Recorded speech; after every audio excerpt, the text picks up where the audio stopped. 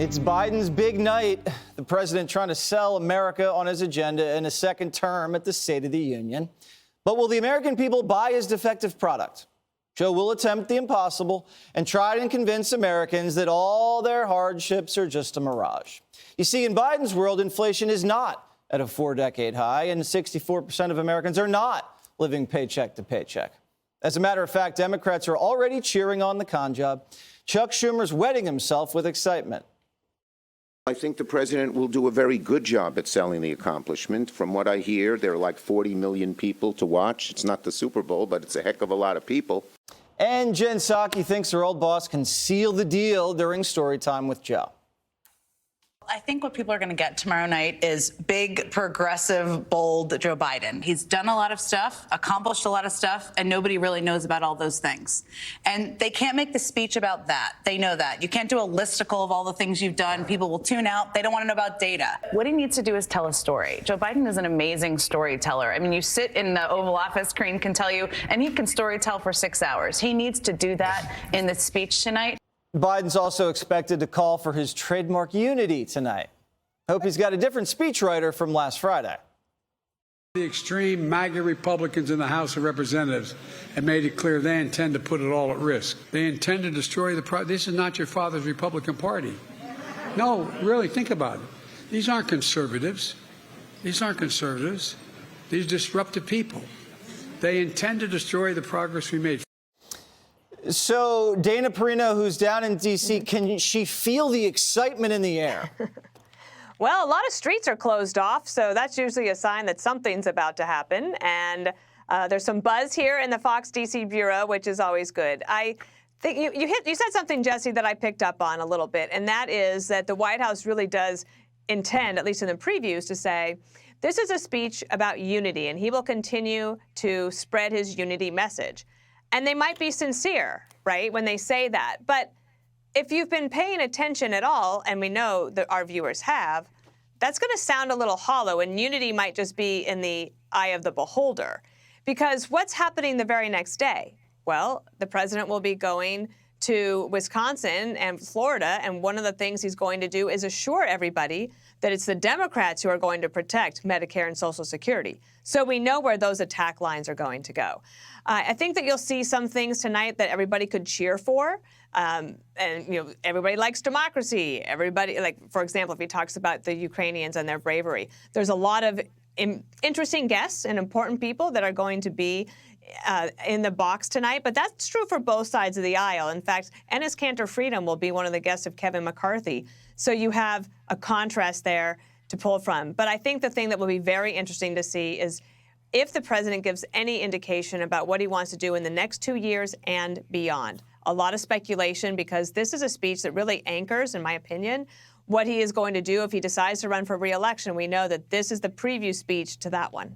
So, Judge Jeanine, we hear about how important it is for President Biden to tell a story. Doesn't matter if the story's true or not, but he just has to tell a story. You know, I feel like we could hear some whoppers this evening.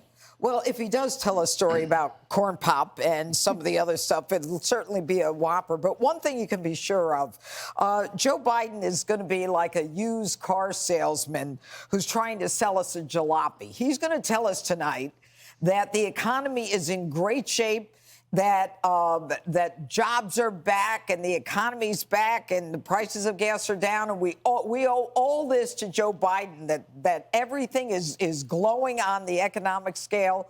The problem is that Americans don't feel that way. And unfortunately, when you think about it, he really has no record to run on, in spite of what Jen Psaki says. And even during the midterms, what he ran on was the MAGA hate, and it was everybody else's fault.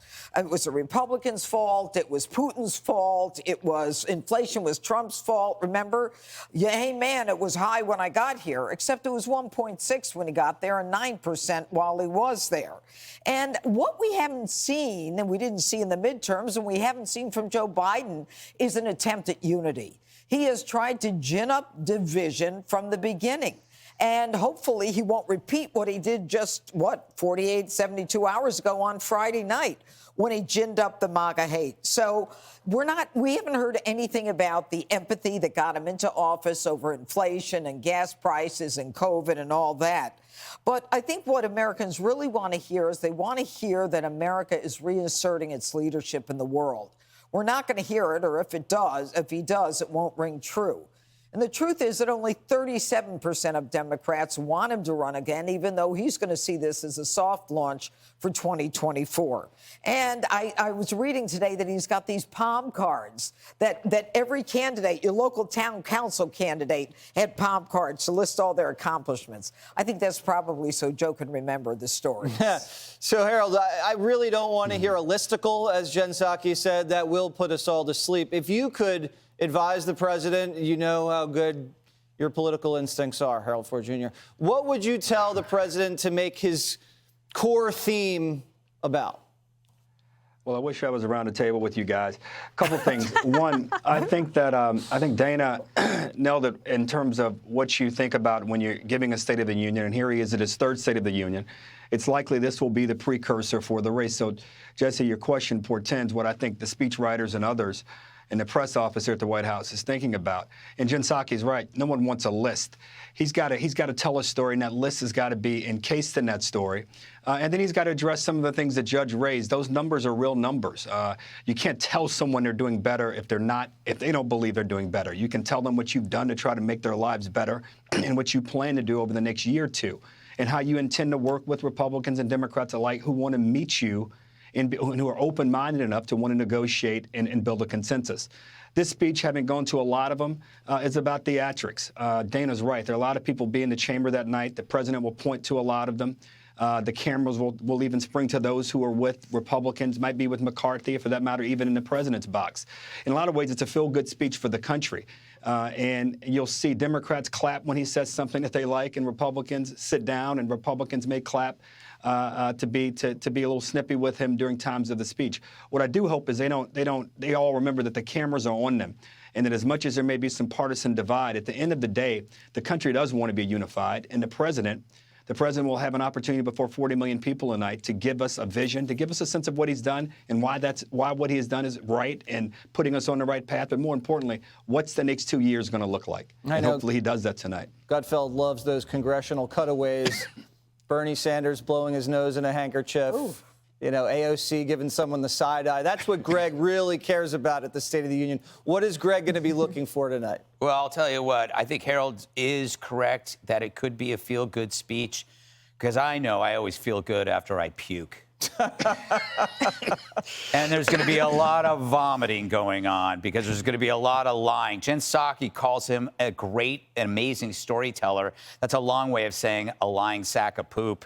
Nothing he says is true. He can't even keep the story straight. This is the problem with lying, is that you keep telling different lies and you can't keep track. And Chuck Schumer is correct. 40 million people may watch, but it's not by choice, right? When all the networks are carrying it, you have no choice but to watch this dreadful affair. And again, it's like, I hate to burst your balloon. A little topical humor. State of the Union used to be unifying. That's correct. But now it's about trying out political campaign rhetoric on a jaded public. That's what the Democrats do. It's like a T-shirt cannon, right? It's a T-shirt cannon, goes off every paragraph, fires out a new platitude or a new propaganda, and then the side claps, and the other side's like this. And that's all it is. Once you see that, you feel that the State of the Union is as mechanical as the Hall of Presidents at Disneyland. It is Disneyland, right? I can't remember. But I have to, and I think I'm going to blow your mind, or what's left of it, Jesse. Please, put me away. Harold says it's theatrical, and he's right. But the other way of saying theatrical is saying meaningless. It's meaningless. No one talks like this anymore. Remember how all the newscasters used to sound the same? People went to school to sound like that, sound like a newscaster. Then podcasting slayed the teleprompter cadence. At Fox, nobody talks like they're on a teleprompter.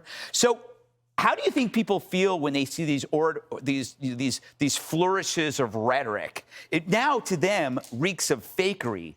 Especially when when it smells so richly like propaganda. To millions, it's just a load of BS. And it's because our politicians haven't caught up with the country. We don't talk like this anymore. We talk completely. The reason why the 5 is successful is because it's conversational. We talk. We don't. We rarely use podcast. We rarely use teleprompters. And so when you see somebody up there, he is like a old frozen robot from the Hall of Presidents. Nobody takes it seriously, especially when it's a crock. So you're saying he should bring in the T-shirt cannon? Yes, and this should be the T-shirt. Gus, I want all the apologies. Okay. The apologies on the back of the shirt, Dana. Apologies to Jasper? Yes. Or me, I guess. Well, don't miss our State of the Union special coverage with Brett Baer and Martha McCallum. Dana and Harold are going to be joining the panel down there reacting to Biden's speech, and it all starts at 8:55 Eastern.